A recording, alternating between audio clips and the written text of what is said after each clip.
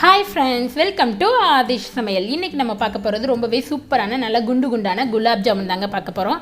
கடைகள்ல கிடைக்கிற ரெடிமேட் மிக்ஸை வச்சு எப்படி ரொம்பவே சூப்பரா விரிசல் இல்லாத நல்ல டேஸ்டியான குலாப் ஜாமுன் செய்யலாம்னு பார்க்கலாமாங்க. நான் இன்னைக்கு GRB குலாப் ஜாமுன் மிக்ஸ் தான் எடுத்துர்க்கேன். நீங்க என்ன குலாப் ஜாமுன் பிராண்டட் வேணாலும் எடுத்துக்கலாம். இதுதான் அப்படின்றது இல்ல. நான் வந்து இன்னைக்கு ஒரு 3 பாக்கெட் எடுத்துர்க்கேன். இது வந்து ஒரு பாக்கெட் வந்து 100 கிராம். 3 பாக்கெட்டையும் நம்ம பிரிச்சு ஒரு பவுல்ல சேர்த்துக்கலாம். உங்களுக்கு எவ்வளோ தேவை நீங்கள் அந்தளவு சேர்த்துக்கலாம். இந்த பிராண்டடில் தான் செய்யணும்னு அவசியம் இல்லைங்க. எல்லா பேக்கெட்டுமே நம்ம ஒரே மெத்தடில் தான் செய்வோம்.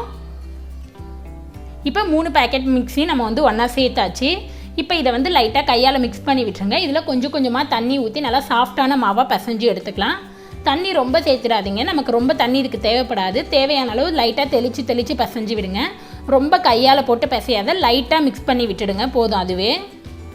இப்போ பாருங்கள், நம்ம நல்லா மிக்ஸ் பண்ணி எடுத்தாச்சு. இப்போ இதோட 1 ஸ்பூன் அளவு நெய் சேர்த்துக்கலாம். நெய் சேர்க்கும் போது நமக்கு குலாப் ஜாமுன் சாப்பிடல டேஸ்ட் வந்து ரொம்பவே நல்லாயிருக்கும். இதை சேர்த்து விட்டு மாவோடு நல்லா பிசைஞ்சு விட்டுறலாம்.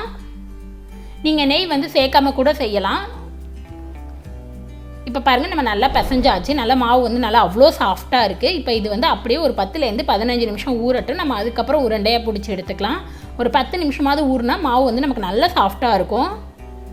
இப்போ இங்கே ஒரு 15 நிமிஷம் கிட்ட ஆயிடுச்சு. பாருங்கள், மாவு நல்லா ஊறிடுச்சு, நல்லா அவ்வளோ சாஃப்டாக இருக்குது. இது இப்போ லைட்டாக கையால் பிசைஞ்சு விட்டுருங்க.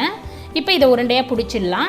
அதுக்கு இங்கே ஒரு குட்டி பவுலில் 1 ஸ்பூன் அளவு நெய் எடுத்துருக்கேன். நீங்கள் எண்ணெய் கூட எடுத்துக்கலாம். இது எதுக்காக அப்படின்னா, நம்ம கையில் அப்ளை பண்ணுறதுக்காக. நம்ம உருண்டை பிடிக்க போகிறதுக்கு முன்னாடி இந்த மாதிரி கையில் வந்து நெய் அப்ளை பண்ணிவிட்டு உங்களுக்கு என்ன சைஸில் வேணுமோ, குட்டியாவோ பெருசோ மீடியம் சைஸோ நீங்கள் எப்படி வேணாலும் உருண்டையை பிடிச்சிக்கலாம். நான் இன்றைக்கி மீடியம் சைஸ் உருண்டையாக பிடிச்சிக்கிறேன். இது வந்து எந்த விரிசலும் இல்லாத நல்லா இந்த மாதிரி உருட்டி எடுத்துக்கோங்க. இப்போ பாருங்கள், நம்ம நல்லா உருட்டியாச்சு. எந்த விரிசலுமே இருக்கக்கூடாது. இதே போல் நம்ம உருட்டி எடுத்துக்கலாம் எல்லா உருண்டையுமே. நான் இன்றைக்கி மீடியம் சைஸில் பிடிச்சிருக்கேன். உங்களுக்கு என்ன ஷேப்பில் வேணுமோ, சிலிண்டர் ஷேப் எது வேணாலும் நீங்கள் பிடிச்சி எடுத்துக்கலாம்.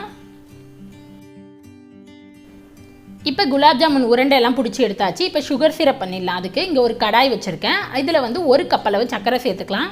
நான் ஒரு 500 கிராம் அளவு சர்க்கரை எடுத்திருக்கேன். எந்த கப்பில் சர்க்கரை எடுத்தோமோ அதே கப்பில் ஒரு 2 கப் அளவு தண்ணி சேர்த்துக்கோங்க. இப்போ இதை சேர்த்து விட்டு நல்லா மிக்ஸ் பண்ணுங்கள். இது நல்லா கரைஞ்சி ஒரு 10 நிமிஷம் கொதிக்கட்டும். நம்ம அதுக்கப்புறம் பார்க்கலாம். இதுக்கு பதம் எதுவுமே தேவையில்ல. ஒரு 10 நிமிஷம் கொதிச்சா போதும். சர்க்கரை கரைஞ்சதுக்கப்புறம் 10 நிமிஷம் மட்டும் கொதிக்க விடுங்க. இங்கே 10 நிமிஷம் ஆயிடுச்சு. சர்க்கரை நல்லா கொதிச்சு நமக்கு நல்லா வந்து லைட்டாக கையில் தொடும்போது பிசு பிசுன்னு இருக்கணும். அந்த ஸ்டேஜில் பார்த்துக்கோங்க. இப்போ இதோட ஒரு 1/2 டீஸ்பூன்லேருந்து 1/4 டீஸ்பூன் அளவு ஏலக்காய் பவுடர் சேர்த்துக்கலாம்.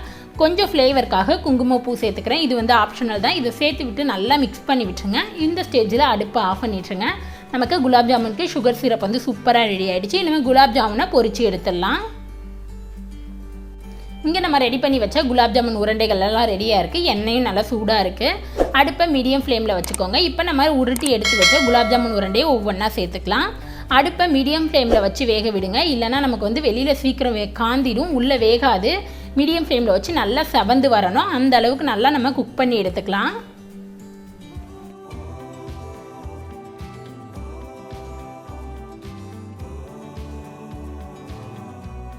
இப்போ பாருங்கள், நமக்கு எல்லா உருண்டையும் நல்லா சூப்பராக செவந்து வந்துடுச்சு. நல்லா அட்ராக்டிவாக இருக்குது பாருங்கள். விரிசல் எதுவுமே இல்லை. நல்லா அவ்வளோ சூப்பராக குண்டு குண்டாக உருண்டையாக இருக்குது. இப்போ இதை எல்லாத்தையுமே எண்ணெயிலேருந்து ஸ்ட்ரெயின் பண்ணிவிட்டு தனியாக வேறு ஒரு பிளேட்டில் மாற்றி எடுத்துடலாம். இதே போல் நம்ம எல்லா உருண்டைகளையும் நம்ம பொரித்து எடுத்துடலாங்க.